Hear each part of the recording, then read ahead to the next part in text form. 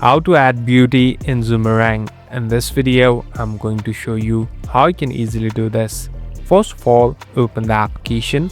Now, you can directly select the video that you want to edit. So here I'm tapping on one. Here on the right top, tap on next.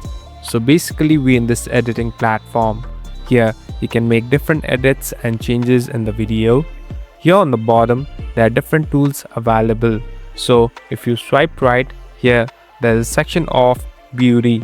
Simply tap on beauty and this is the place where you can customize it.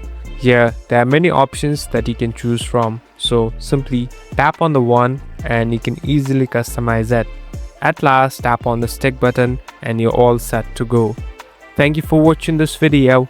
I hope this video will help you.